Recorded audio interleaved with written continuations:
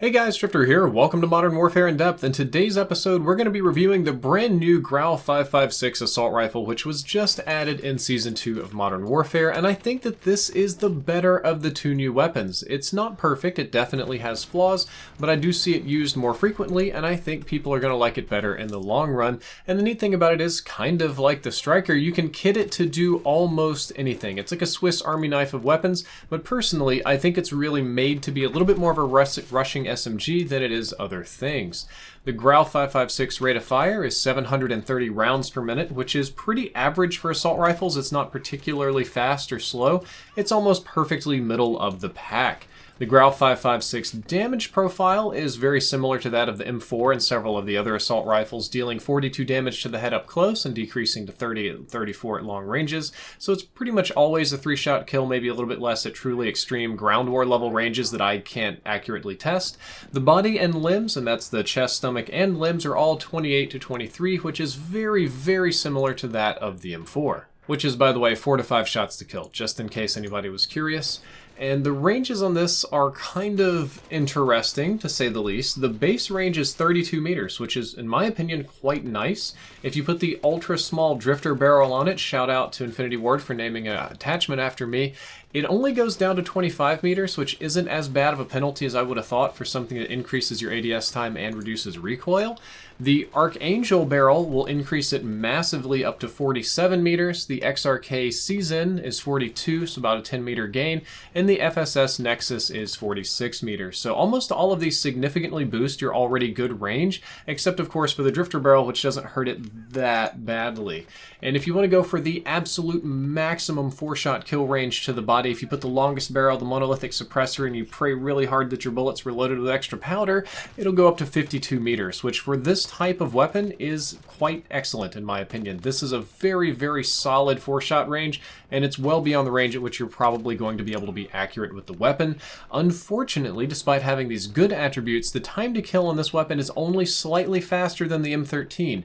The M13 is the slowest killing assault rifle in Modern Warfare, and this one is only a little bit faster than that. So it's probably the second slowest killing rifle, which means it can be kind of rough sometimes. It can definitely be a little bit struggly. It's not ideal in a lot of ways, and that's really the biggest downside of this weapon. However, the Grau has to compensate it with some of its other attributes, which I think are nicer, and we'll be talking about very, very shortly. Because it's about to be time for our sponsorship moment. Do stick around for after the ad, though, because the Grau has some really impressive handling stats that you definitely want to know about. Today's episode of In Depth is sponsored by a game that I actually play a lot, which is Raid Shadow Legends. And I'm not joking either. This is literally my personal cell phone, and right now I'm trying to defeat the spider boss in Raid Shadow Legends. I play Raid enough to have joined a clan with Prestigious Key, Prestige Legends. You can see him right here. And what I like about it is that it's a dark fantasy RPG and not a cutesy one, as you can see from this horrifying spider boss, who's the most difficult one for me to fight at the moment. You play through this game, beat the bosses, get your loot, and collect champions. I'm kind of going through the ones that I've earned here. I've got my main carry who just dump trucks people. I've got Demon Boy and the Guyver, and if you remember from the last video, Jizzo is still holding it down for my team.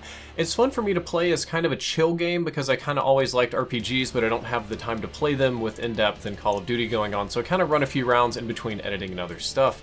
The Battle Pass is now out. This has been something that's been coming for a long time. It's a lot like the Battle Pass you see in Call of Duty or Fortnite with the free and premium tiers, and it adds another element to the game which I enjoy. PC version's also out and cross-play compatible, so if you want to play on PC instead of your phone, you can do that very easily, and you can find me under Regular Old Drifter. This is my account.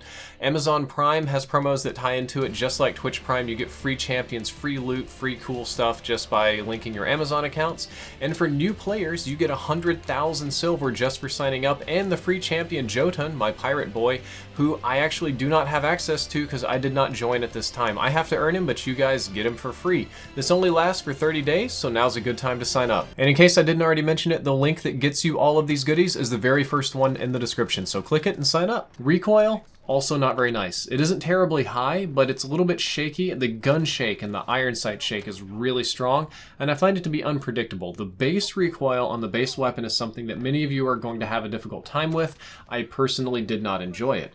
However, every barrel, interestingly, has a different looking iron sight and will radically change your recoil. So most of them will decrease your recoil, but it's really neat that all of these barrels have different looking iron sights depending on which one you want to equip. So if you like or don't like these, you can always change out your barrel and save yourself an attachment slot if said barrel fits the class you're trying to make.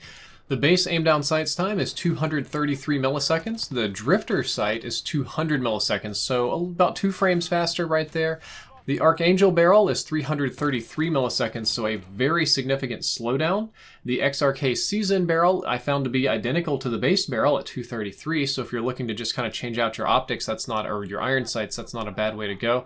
And the FSS Nexus is a little bit faster than the Archangel barrel, which is, in my opinion, I think that's a really good trade-off if you're really struggling with aim down sights time. It doesn't have quite the same recoil mitigation, but it gives you a similar range with less of an ADS penalty, so it's not a bad attachment at all. There are several other things that affect your aim down sight's time. Oddly, the tack laser not among them. I measured it to be identical to the base version, which I find to be a little bit odd. Adding no stock was a very significant improvement, dropping it down to 200 milliseconds.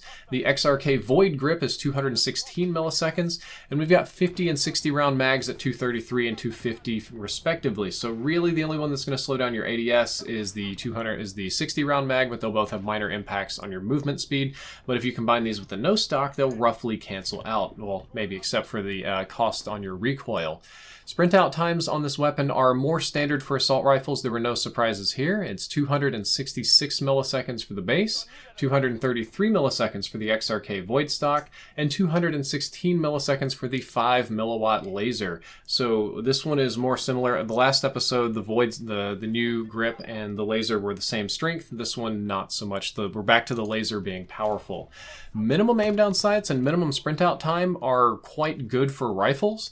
The minimum ADS time is 150 milliseconds, which is pretty good in my opinion.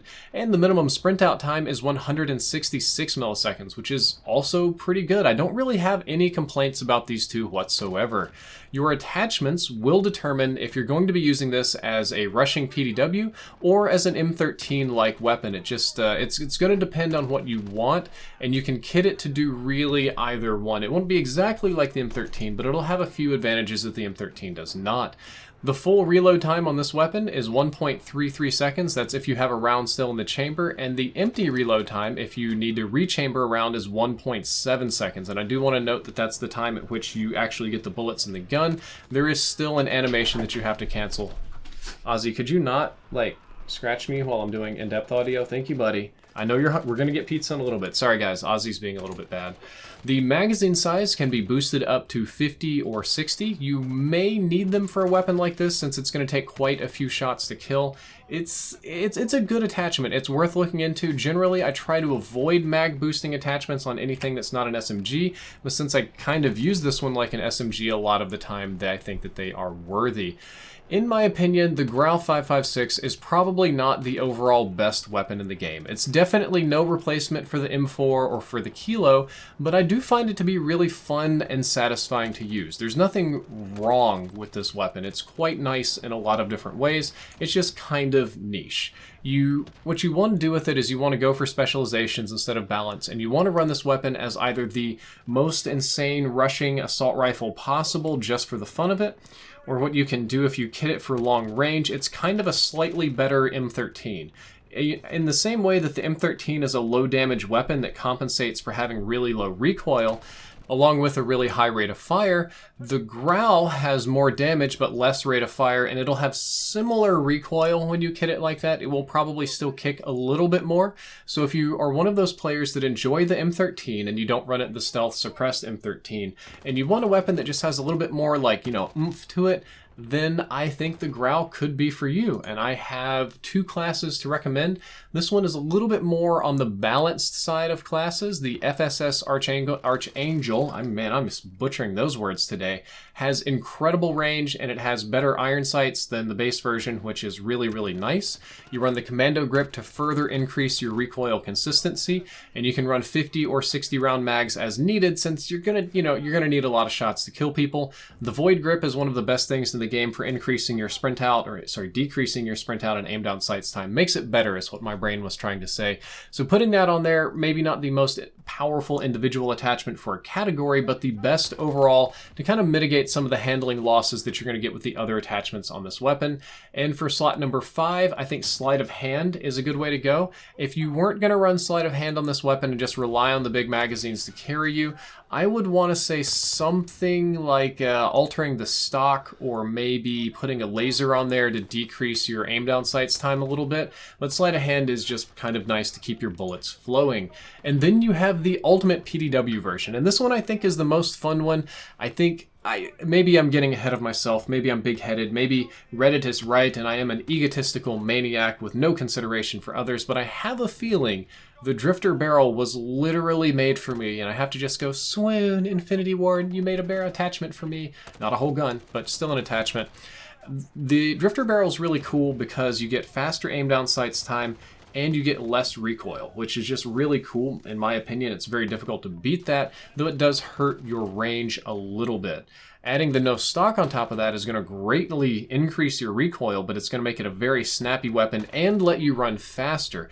Then the F-Tac Void Grip multiplies all of those things again. The 5mm laser further increases your sprint out time, and since you're going to be rushing with this, it's going to be a little bit more like an SMG, and with the laser you'll tighten up your hip fire, and it'll overall work a little bit better than something like a tac laser. And then for your final choice, you're going to want to choose optics or sleight of hand. I struggle on this one because I don't really like the optics very much, but if I'm using this appropriately, I'm close to people and it really shouldn't matter. Whereas sleight of hand allows me to reload really fast and stay in combat, but I am pretty much stuck using the default iron sights that I'm not such a big fan of. Between the two, I would probably go with sleight of hand. Guys, that is all for this in-depth episode. I hope that you enjoyed it. I hope that you learned something useful. If you did, don't forget to like, favorite, and subscribe. Drifter out.